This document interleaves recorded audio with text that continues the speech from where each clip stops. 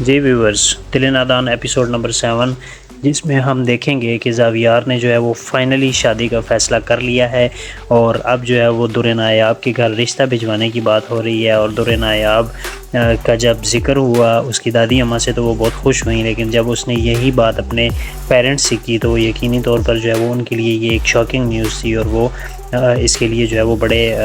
Shocked ہوئے، کیونکہ ان کے حساب سے جو ہے وہ یہ رشتہ بالکل ہی جو ہے وہ ایک بے جوڑ سا ہے۔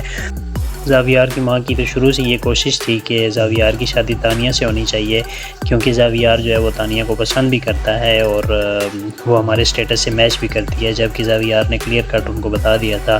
کہ نہ تو وہ تانیہ کو پسند کرتا ہے اور نہ ہی جو ہے وہ اس کے سٹیٹس سے اسے کوئی دلچسپی ہے۔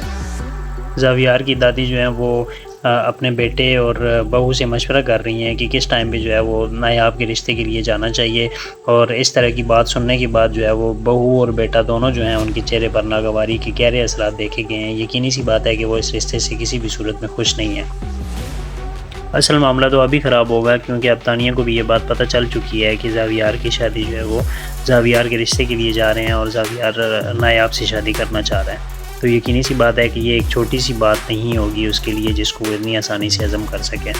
ابھی دیکھنا یہ ہے کہ اس ساری مخالفت جو کہ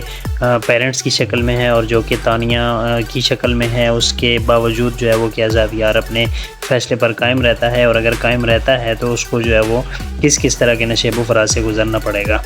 ظاہر ہے یہ اس طرح کی سچویشن میں ایک مشکل فیصلہ ہے زاویار کے لیے، لیکن بیسٹ آف لک۔ دیکھتے ہیں کہ نیکسٹ ایپیسوڈ میں جو ہے وہ زاویار یقیناً